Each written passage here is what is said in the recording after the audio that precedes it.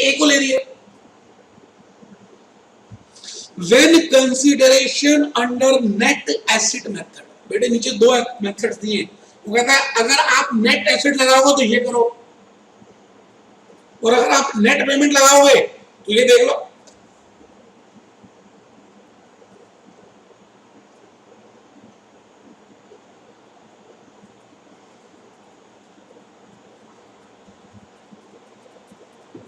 आराम से बेटा, चलिए जी, कैसे करेंगे? हवन करेंगे, हवन करेंगे, सुनेंगे ध्यान से मैं क्या बोल रहा हूं।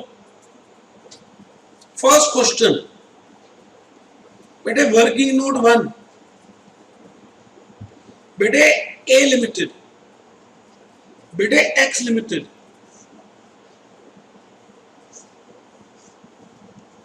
A Limited is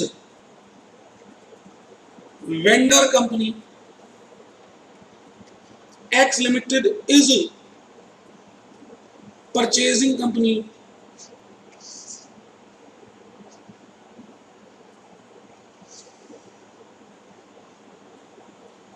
बेटे X Limited is buying A Limited. It means X Limited should pay PC. बेटे मैं ये कहूं X Limited is buying A Limited, ध्यान से सुनना, बड़ी प्यारी बात बोल रहा हूं, is equal to X Limited is buying assets and liabilities of A Limited, or X Limited is buying business of A Limited. बेटे सारी बातें एक ही हैं, ध्यान से बेटे, बेटे मुझे प्यार है इसलिए सब कुछ बता रहा हूं। मैं खाली कहूं ए को बाय कर रहा हूं, या मैं कहूं मैं एसेट्स और लायबिलिटीज बाय कर रहा हूं, या मैं कहूं बिजनेस बाय कर रहा हूं, तो बेटे बिजनेस का मतलब ही एसेट्स और लायबिलिटीज होता है।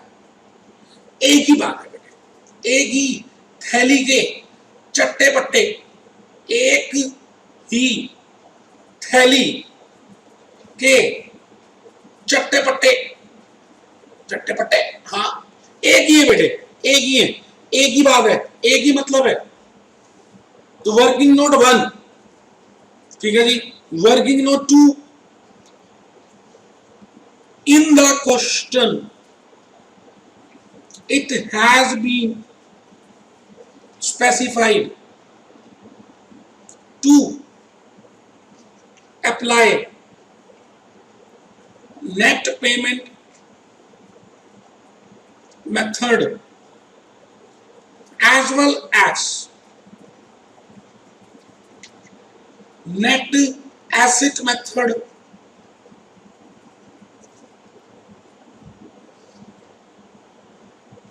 otherwise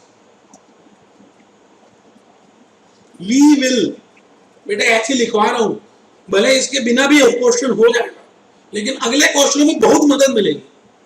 otherwise we would have firstly applied net payment method for calculating PC। आराम से बेटे लिख लो।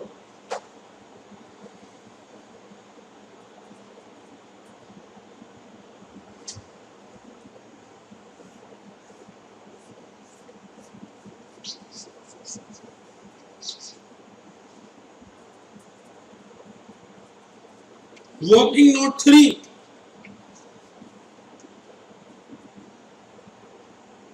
in case modes of payment as well as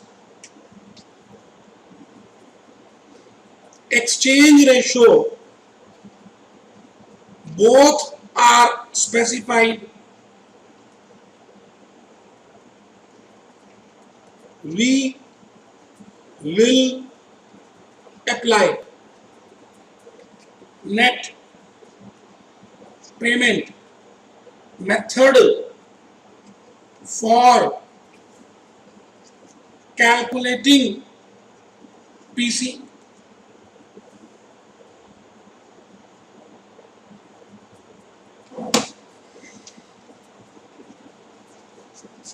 In PC, we will only include those payments which are to shareholders. बेटे जो share holders को दी गई है उन्हीं पेमेंट्स को लेंगे.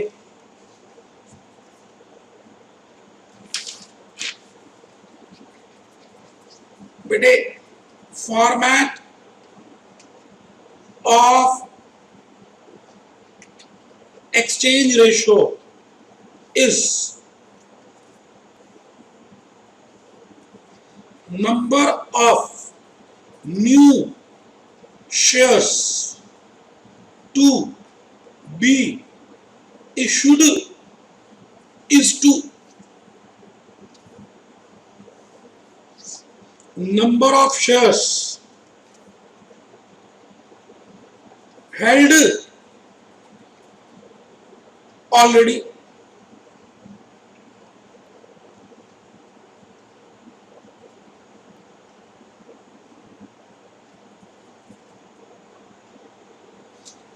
in the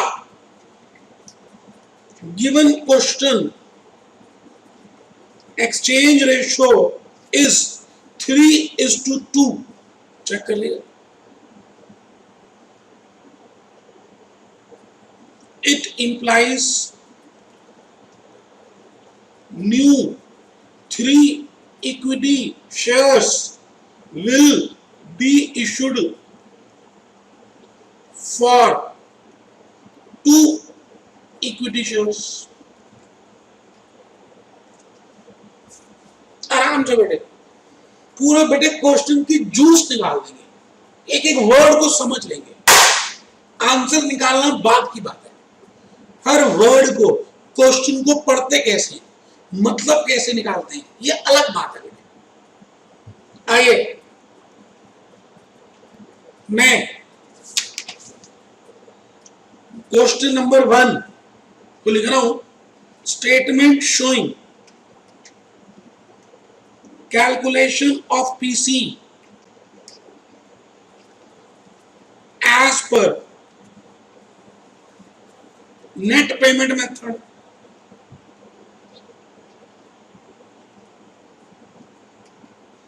Payment to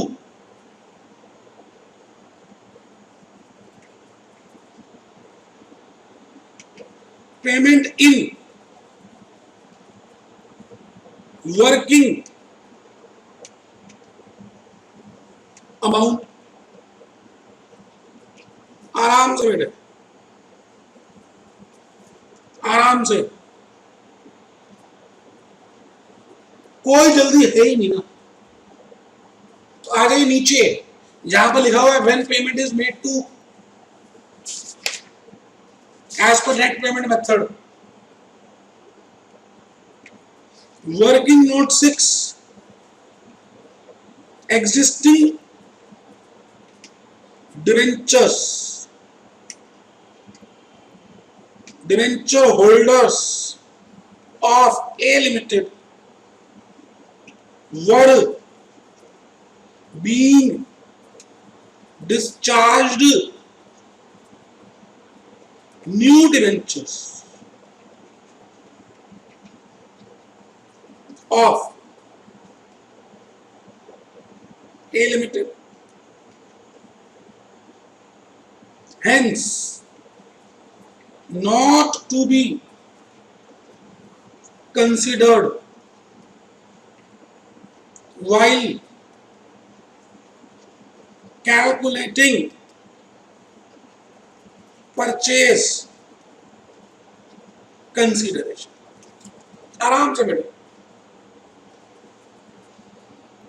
बेटे, हम कंपनी को कंपनी के मालिकों से खरीद रहे हैं, तो हम जो कंपनी के मालिकों को देंगे उसी को कहते हैं पीसी, और वही पेमेंट ऐड करेंगे पीसी जब हम कैलकुलेट करेंगे। और मालिक होते हैं दो, एक इक्विटी, एक प्रेफरेंस। तो बेटे जो पेमेंट इक्विटी को और प्रेफरेंस को होगी उसी को लेंगे, उसी को लेंगे। चलिए जी, प्रेफरेंस होल्डर्स आर डिस्चार्ज। बेटे पहली पेमेंट हो रही है preference share holders 15% preference shares ही दे रहे हैं। बेटा थे कितने? 7,50,000। Existing preference share capital is 7,50,000 plus premium. बेटे प्रीमियम दे रहे हैं। Preference holders are discharged at a premium of 10%। ठीक है जी, प्रीमियम ऑफ 10%। वगैरह जी हम इतने पैसे दे रहे हैं कि उनको प्रीमियम भी मिल जाए 10% का, by issuing 15% debentures of X limited, 15% preference shares. ठीक है जी, लो sir. So this is the payment। बेटे प्रेफरेंस शेयर्स को प्रीमियम भी नहीं दे रहे, हम इतने प्रेफरेंस शेयर्स दे रहे हैं पार पे जिससे जो पुराने प्रेफरेंस शेयर्स हैं उनको प्रीमियम भी मिल जाए। तो बेटे एक बात ध्यान रख लीजिए, it may be noted that new preference shares are not issued at premium। आराम से देख लीजिए बेटे, लैंग्वेज देखनी है तभी तो क्वेश्चन करा रहा हूं बेटा, तभी करा रहा हूं। तो बेटे 8,25,000 अपॉन 100, तो बेटे कितने आ गए प्रेफरेंस शेयर्स? 8,250 preference shares. 100 रुपए की पार वैल्यू है। लो बेटा, मुश्किल है ही नहीं। तो आइए जी,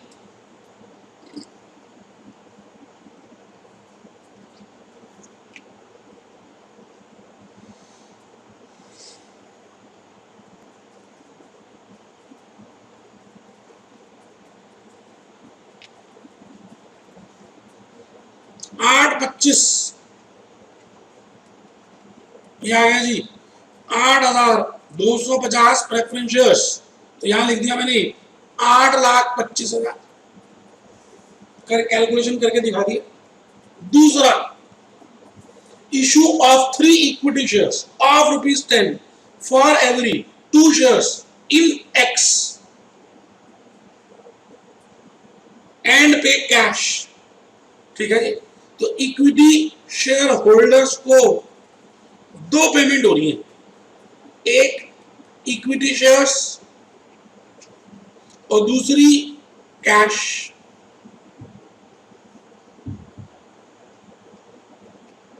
तो वर्किंग नोट नंबर 3, जो भी नंबर है बेटे, existing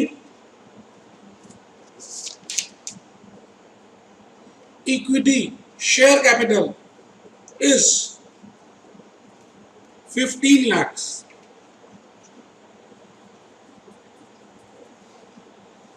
existing number of equity shares.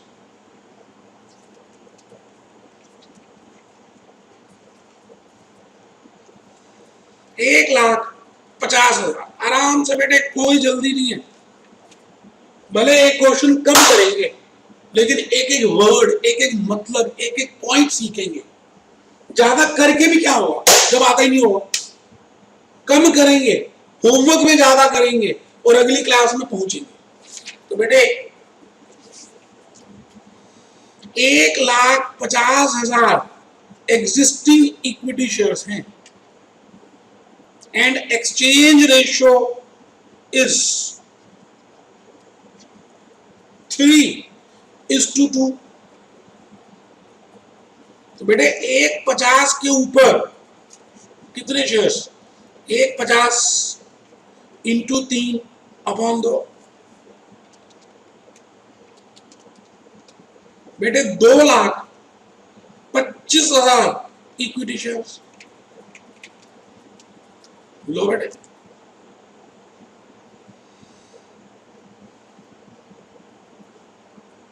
And cash ₹3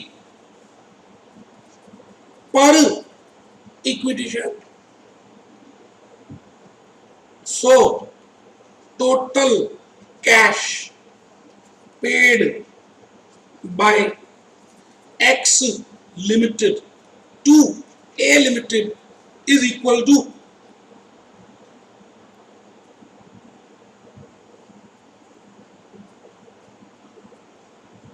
1,50,000 equity shares at the rate of ₹3,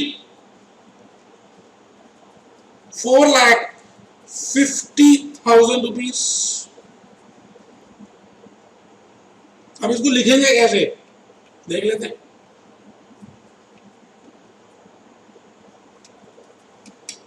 2/3 into 150 into 10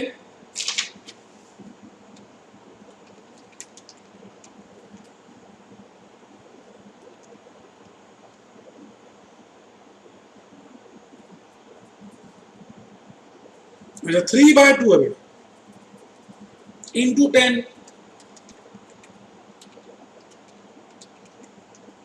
बेटे 22,50,000 कैश 150 शेयर्स इंटू 3 बेटे 4,50,000। आराम से बेटे टोटल करिए बेटे।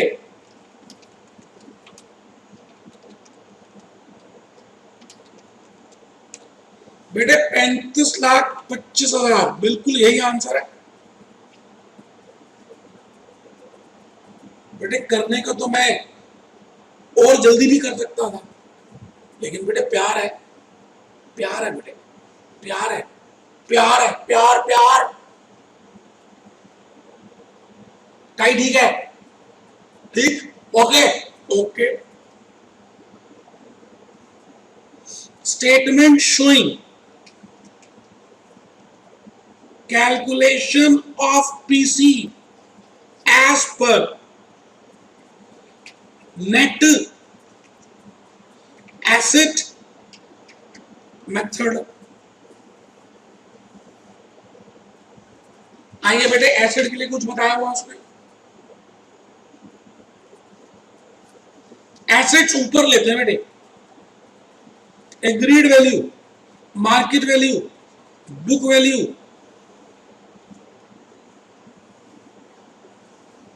और फिर बेटे लायबिलिटीज लेते हैं, पेबल वैल्यू, बुक वैल्यू। लो बेटे, ये बी टोटल ऑफ लायबिलिटीज, ये ए total of assets,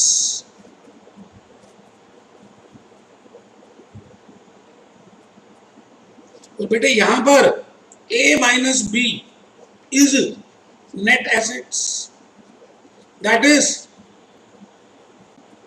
purchase consideration.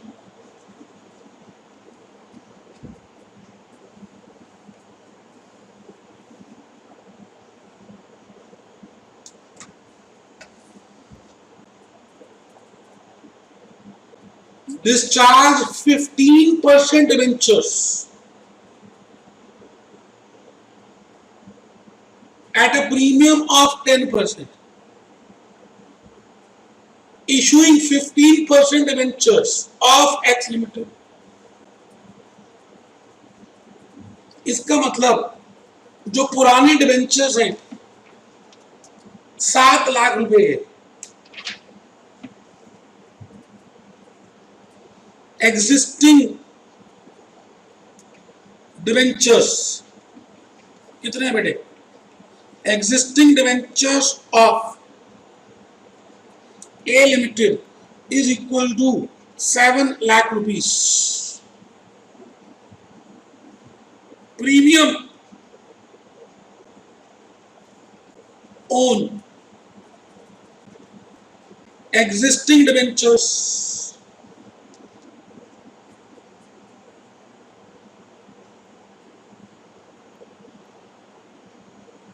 %.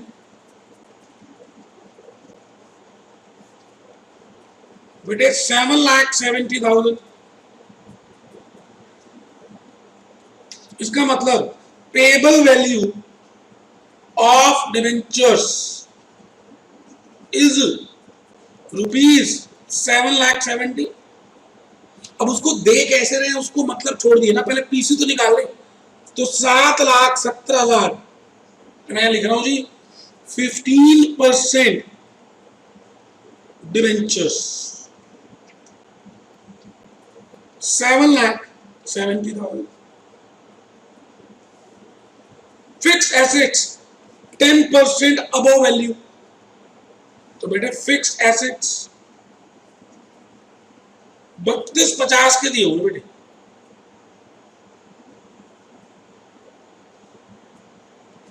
₹32,50,000 into 10% plus equal to 3575. एक बच्चा कहता कैसे आए देख लो. 3250 के दिए हुए प्लस 10% ऑफ 3250 ये आ गया जी 35,75,000.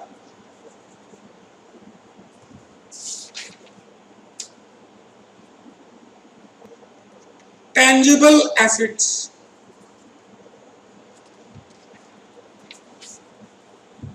अब कुछ लिखा ही नहीं है बेटे टेंजिबल का. तो बुक वैल्यू, ये मार्केट वैल्यू, ये book value.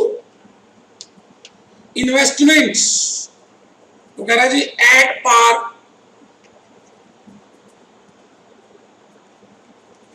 Book value,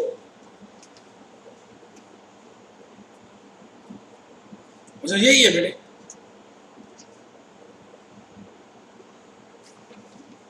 current assets बेटा मार्केट वैल्यू दी हुई है at a discount of 10%. 5 lakh बेटे 450.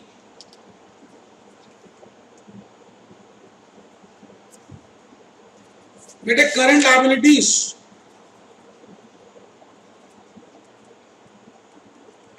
एट बुक वैल्यू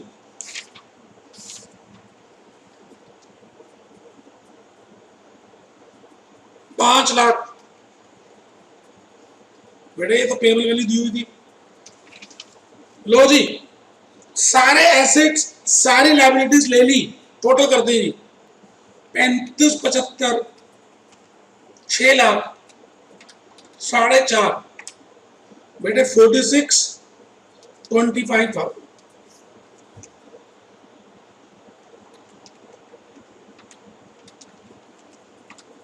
बेटे 12,70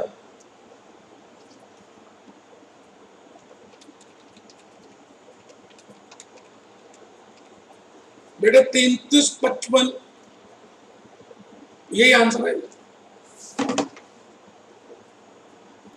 अब एक बात समझनी है बेटे, important note, PC as per net payment method as well as per net asset method may not be equal। आप ये मत सोचना कि पीसी हर मेथड से सेम आएगी, बेटे विचार अलग है, मेथड अलग है, वैल्यूज अलग है, तो सेम कैसे आ जाएगी? खुद सोचिए। बेटा पहला क्वेश्चन मैंने किया है, बड़े प्यार से किया है, मोहब्बत से किया है, आराम से किया है, कोई जल्दबाजी नहीं लगाई बेटे।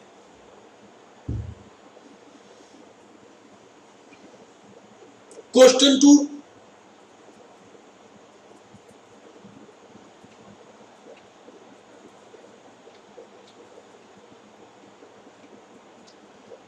क्वेश्चन 2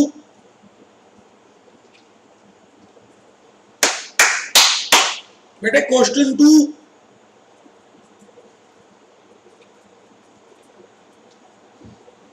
लो बेटे, बेटे पेपर में आया क्वेश्चन 2 तो दिसंबर 2013, हद हो गई। पहला क्वेश्चन स्टडी से था, अब ये दिसंबर 2013 में आया। बेटे एक ही क्लास भूपेश आनंद की जो स्टडी, प्रैक्टिस मैनुअल, पेपर्स सब कवर करती है और एक्सक्लूसिवली आपके लिए रिकॉर्ड हुई है। फेस टू फेस की रिकॉर्डिंग नहीं है, आपके लिए रिकॉर्ड हुई है। तो बेटे आइए क्वेश्चन 2 पढ़ें और थोड़ी थोड़ी स्पीड अप बढ़ाएं। Following is the balance sheet of BX Limited, shareholder fund, share capital, preference shares, equity shares, general reserve, security premium, debentures, fixed assets, investments, current assets, PQR, agreed to take over, underline कर दीजिए, take over, absorption, assets and liabilities, assets सुख, liabilities दुख, सुख भी और दुख भी ले रही है on following terms, debentures to be issued at a premium of 10% by issuing this revalue fixed assets, current liabilities and this you are required to calculate net purchase consideration as per net asset। बेटे method दे दिया है, thank you बोलो examiner को। बेटे अगर method नहीं भी दिया होता तो कैसे पता चलता? सोचने की बात है बेटे। क्वेश्चन 2 बेटे, वर्किंग नोट 1, एक बच्चा कहता सर ये जो ऊपर लिखवाते ना वर्किंग नोट 1 2 3, सारा क्वेश्चन समझ आया था सर।